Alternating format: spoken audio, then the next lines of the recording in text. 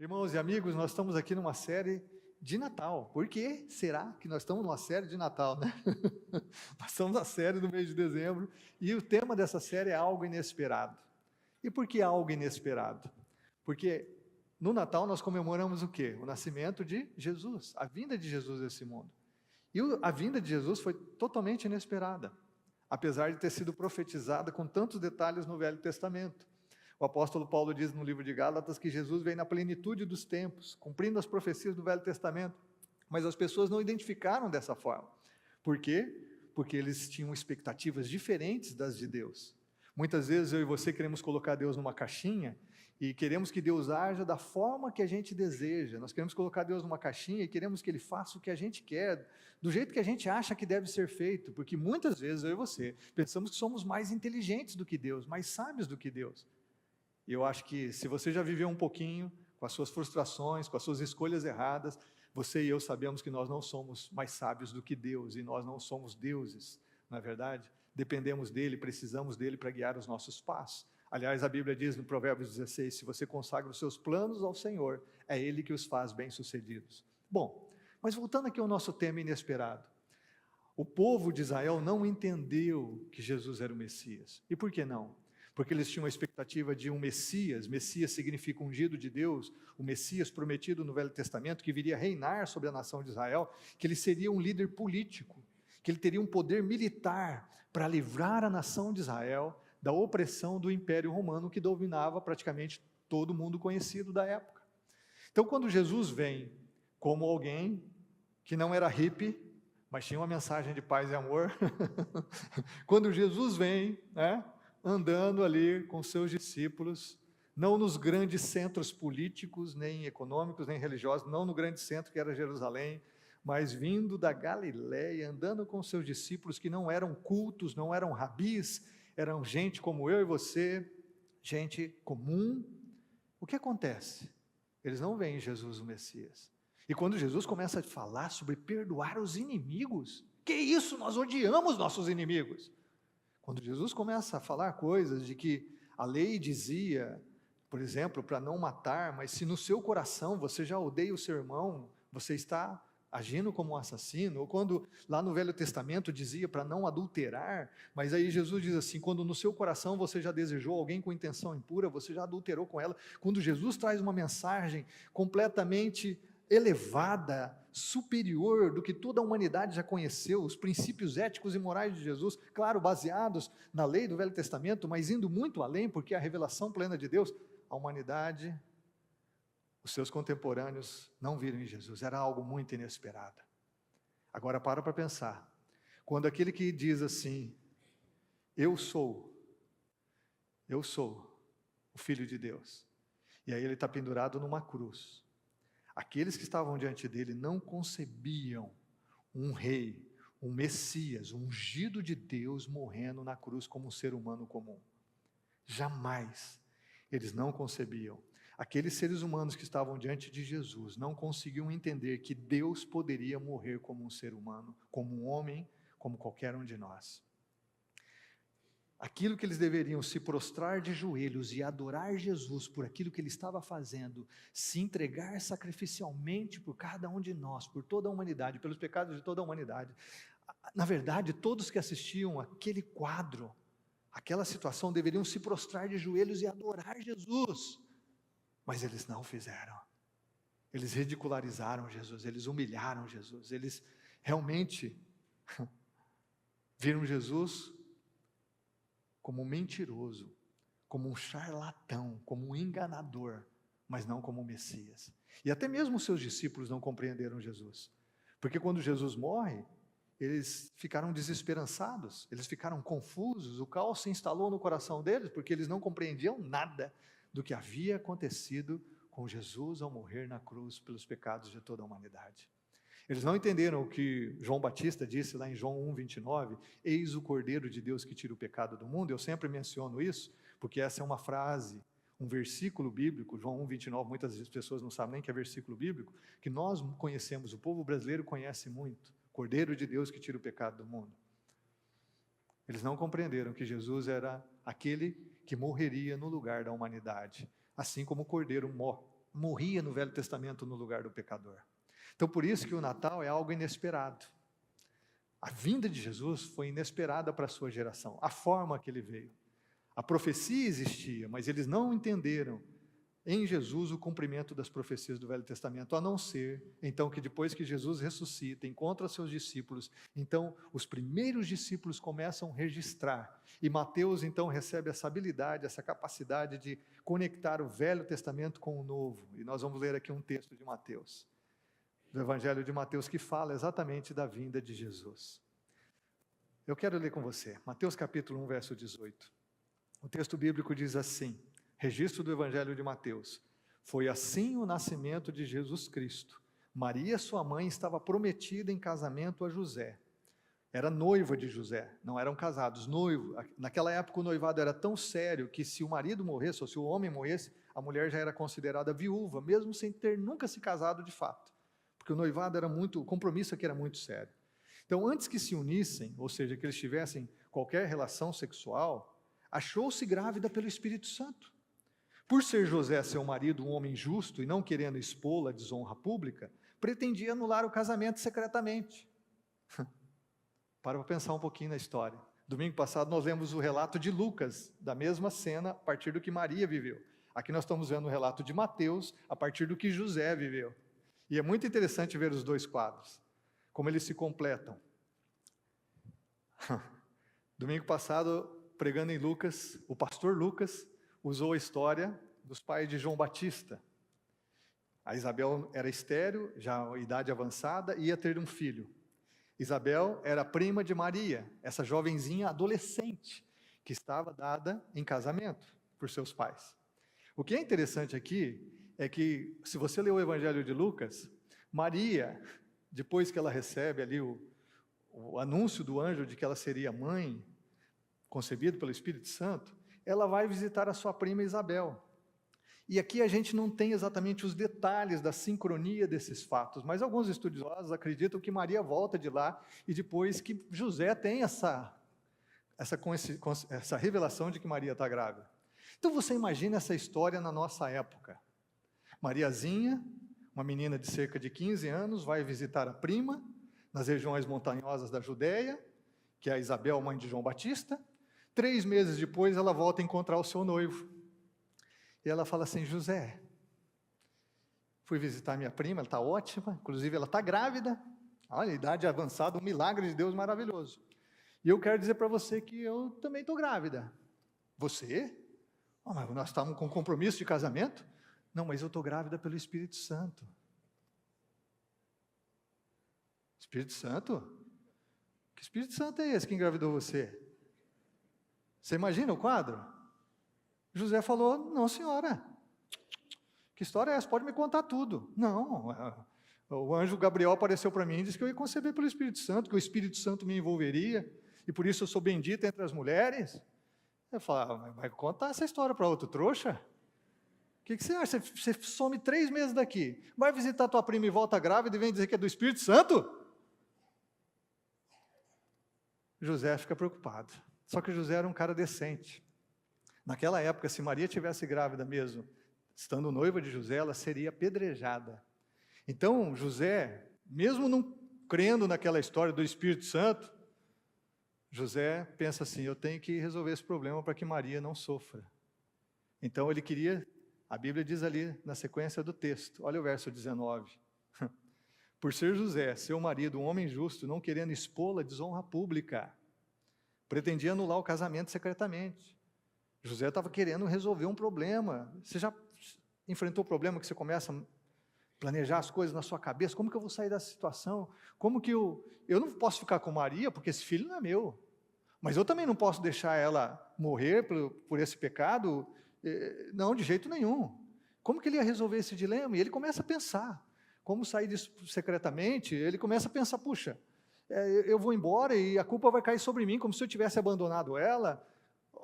Coisa do tipo, ele começa a pensar. A gente não tem todos os detalhes aqui, mas esse homem, José, era um homem justo e queria livrar Maria de tudo isso. Por quê? Porque ele não creu que era o Espírito Santo. Se ele tivesse crido, estava resolvido o problema. Essa viagem, essa história de Maria estava muito difícil de compreender. Mas olha o que acontece aqui no texto. Verso 20. A gente não sabe quanto tempo, quantas horas José passou pensando no plano, quantos dias mal dormidos, né, ou noites mal dormidas. Mas o texto diz, depois de ter pensado nisso, o que aconteceu?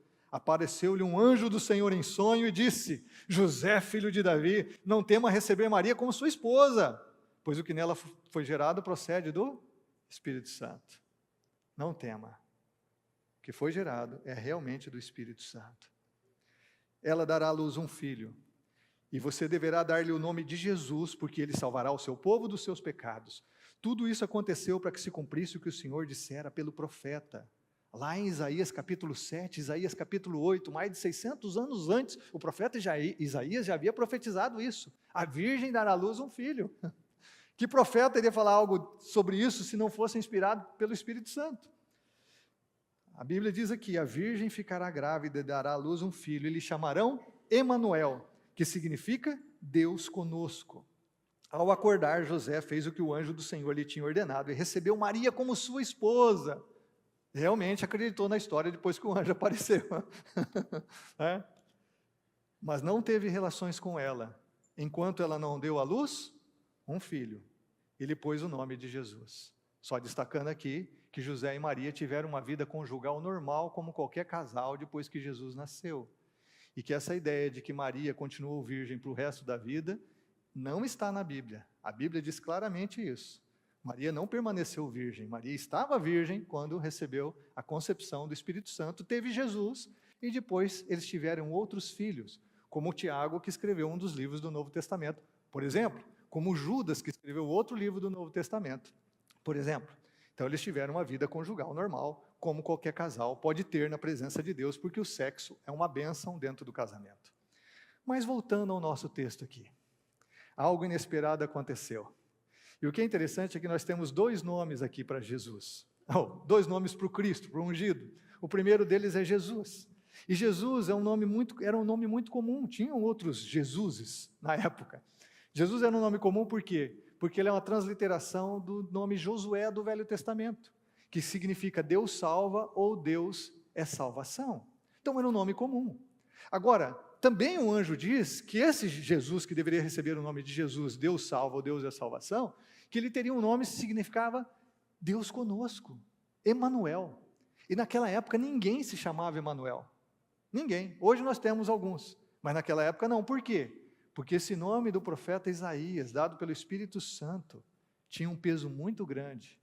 Como assim Deus conosco? Deus com a gente?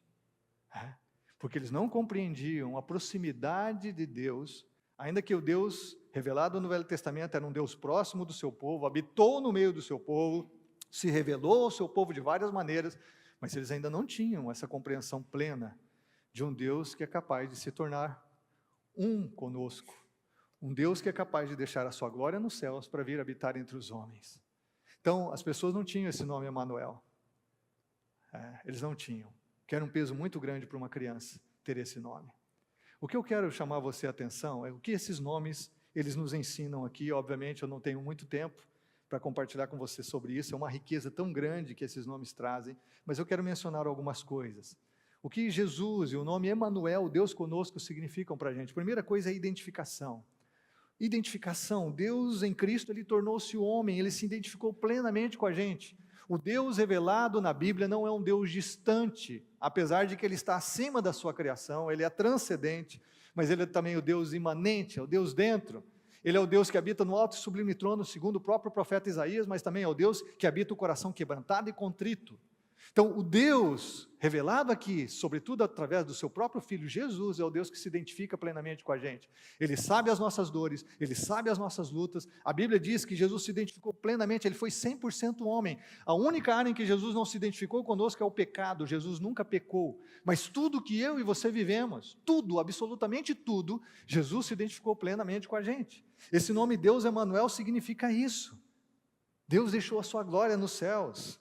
Ele tomou nossa alienação, a nossa morte.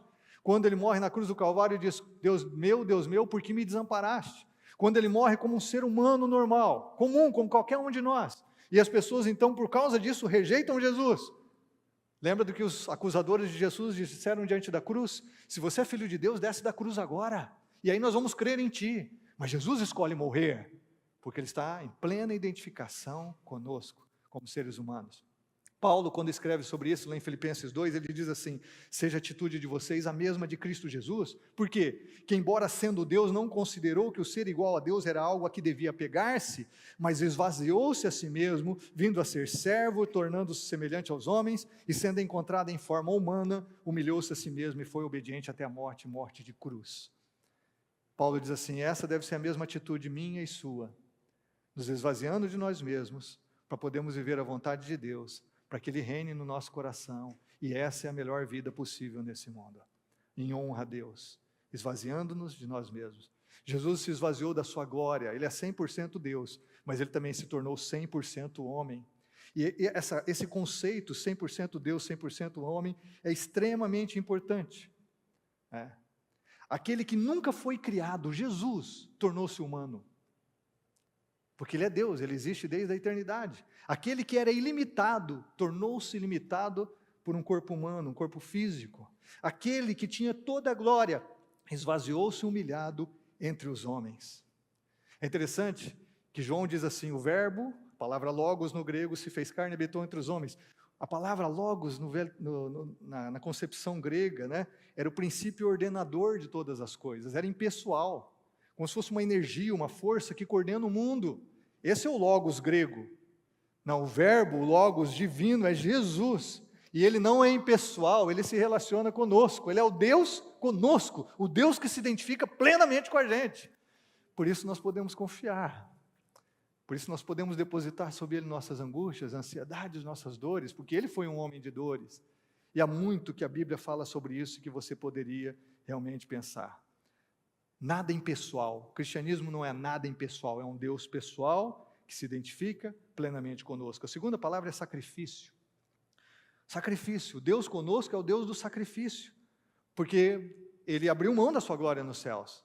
É por isso que João 3,16 diz: Deus amou o mundo de tal maneira que deu o seu Filho unigênito, para que todo aquele que nele crê não pereça, mas tenha vida eterna. Ou seja, Ele se sacrifica em nosso lugar, Ele morre pelo nosso pecado, Ele morre a nossa morte, para que possamos viver a sua vida. É um grande sacrifício, extraordinário, mais do que a gente pode pensar. Ele morre pelos pecados de toda a humanidade.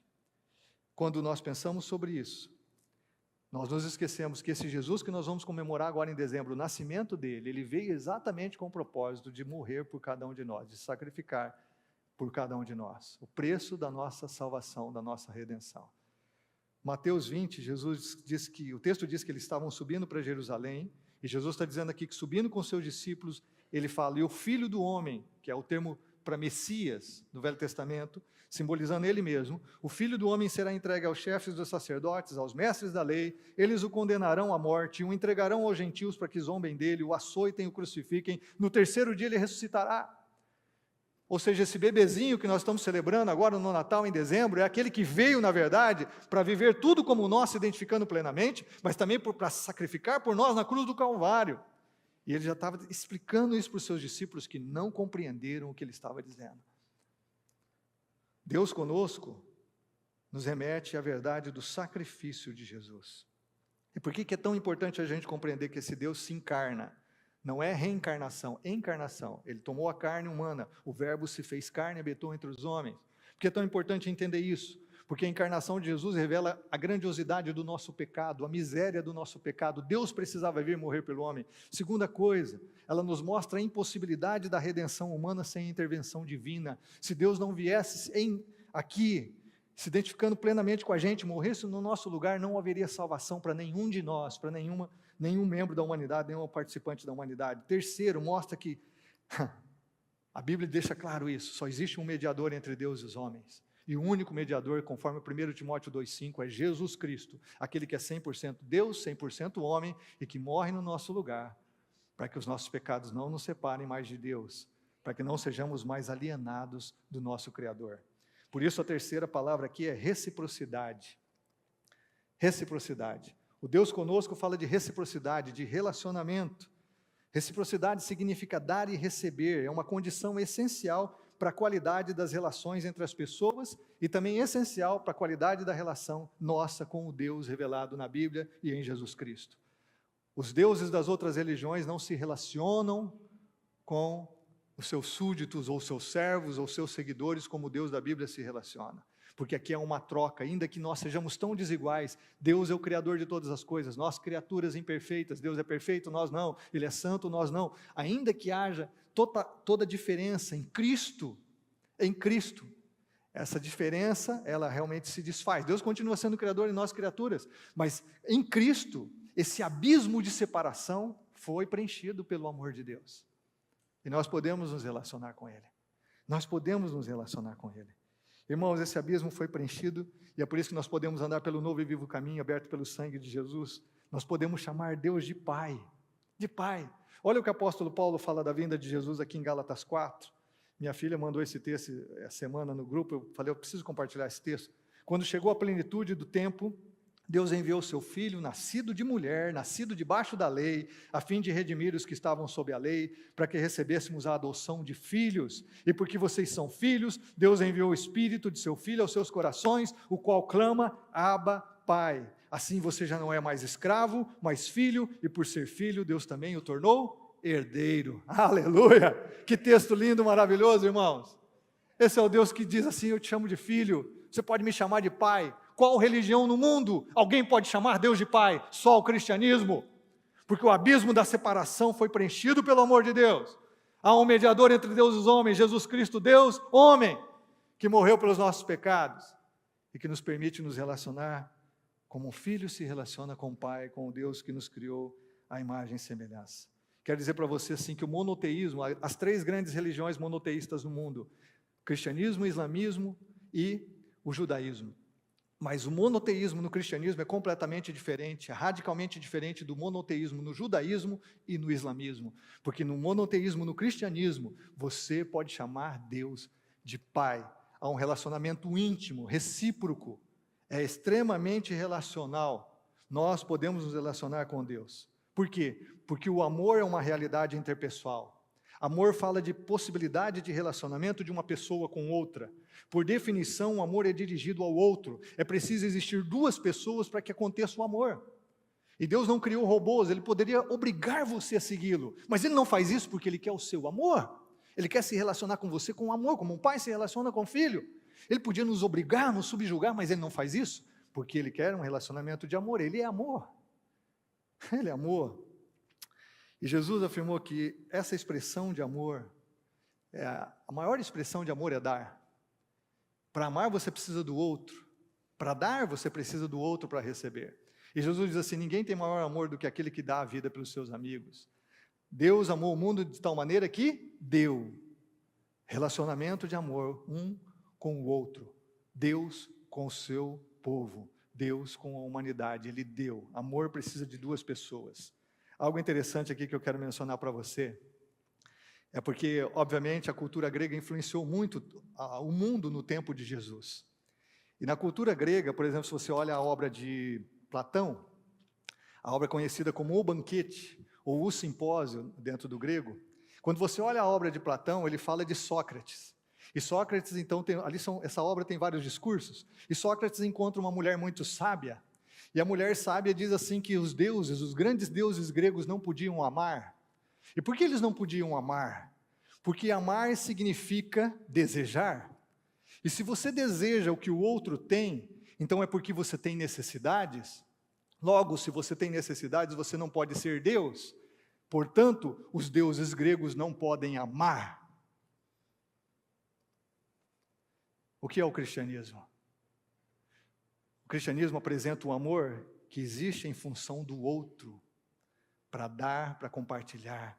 Mas, sobretudo, o cristianismo ensina o amor que não depende do ente amado, mas da natureza de quem ama. Vou explicar isso. O amor de Deus não depende se eu e você vamos atender necessidades dele, porque realmente o Deus da Bíblia não tem necessidades porque ele é perfeito. O amor de Deus, o cristianismo, não depende se você é justo ou não, se você é santo ou pecador. Paulo diz em Romanos 5,8, Deus prova o seu amor pelo fato de ele ter morrido por nós, sendo nós ainda pecadores. O amor no cristianismo não depende da nossa qualidade, depende da natureza de quem ama. E quem é a pessoa que ama é Deus, e Deus na sua essência é amor. É tão interessante, isso é tão diferente do conceito grego de divindade, de amor, que os primeiros autores cristãos tiveram que inventar uma palavra para se referir a isso, porque essa obra, por exemplo, de Platão, ela está fazendo discurso sobre a amizade e o amor eros. Mas os primeiros autores cristãos precisam cunhar uma palavra, desenvolver uma palavra para expressar esse amor de Deus, que não depende de quem é a pessoa que recebe o amor, mas que expressa a natureza de quem ama. Aí, então eles cunharam a palavra ágape, que na verdade já existia, mas era pouco usada no grego clássico. Essa palavra era um substantivo e eles tornaram um verbo, ágape ou agape, e é daí que nós temos a palavra amor no Novo Testamento. Quando a Bíblia diz Deus amou o mundo de tal maneira, é ágape. Quando a Bíblia fala lá em 1 Coríntios 13 sobre a sublimidade do amor, o amor que não busca seus próprios interesses, é ágape. Ah, irmãos, eu teria tanto para falar com você sobre isso, mas eu não tenho tempo, porque o relógio está me mostrando que se eu não parar agora, eu vou ficar sozinho aqui. Então, eu vou parar. Eu vou parar de falar. Não vou parar, não. O Deus da Bíblia é tão relacional. Como é que Mateus termina o evangelho dele, você lembra? O Deus conosco? Reciprocidade? Como que Mateus termina o evangelho dele? O último versículo. Eis que estou com vocês todos os dias. Estarei sempre com vocês até o fim dos tempos. Esse é o Deus conosco ou não? Esse é o Deus que quer se relacionar com você ou não? Esse é o Deus que quer reciprocidade ou não? É esse Deus. Esse Deus. Por último, quarta palavra que eu quero deixar para você é salvação. Salvação. Porque o texto que nós lemos em Mateus 1:21, Jesus significa Deus é salvação, Deus salva. O verso 21 diz assim, o anjo dizendo para José, ela dará à luz um filho, você deverá dar-lhe o nome de Jesus, significa Deus salva, Deus é salvação, porque ele salvará o seu povo dos seus pecados. Ele nos salva dos nossos pecados. Observe que ele não nos salva nos pecados, ele nos salva dos pecados. Ele nos dá perdão dos nossos pecados, mas ele também nos dá libertação dos pecados. Ele nos salva do nosso pecado. Você não precisa mais ser escravo da sua ansiedade, da sua ira, da sua inveja, da sua cobiça, nem eu da minha. Porque ele nos liberta dos nossos pecados, ele nos salva dos nossos pecados. Ele não só perdoa, ele não só nos livra da condenação do pecado, como ele também nos purifica de todo o pecado. Jesus é salvação. E você e eu podemos continuar vivendo nesse mundo confuso, que tem a mesma atitude que a geração de Jesus teve, por achar que Jesus é um cara dramaticamente inesperado, o perfil dele, quem ele diz, o que ele ensina, não é possível que Jesus seja Deus e que tenha morrido por mim na cruz, essa é a loucura da pregação, mas é loucura para os que se perdem, mas para nós que somos salvos é o poder de Deus. Você pode seguir a geração de Jesus na sua própria geração, e deixar Jesus à distância, ou deixar Jesus próximo, mas sem render a Ele o seu coração. Ou você pode reconhecer que Jesus é Deus, e entregar a Ele a sua vida, e deixar que Ele seja o seu Senhor, e o seu Salvador pessoal, e deixar que Ele transforme você, de criatura, para filho e filha de Deus, fazer com que você tenha uma nova identidade, que você não pereça, nas ilusões, nos prazeres e nas loucuras desse mundo, mas que você tenha a vida eterna. Jesus veio para que o nosso relacionamento com Ele seja para sempre. E esse é o tema da minha mensagem hoje.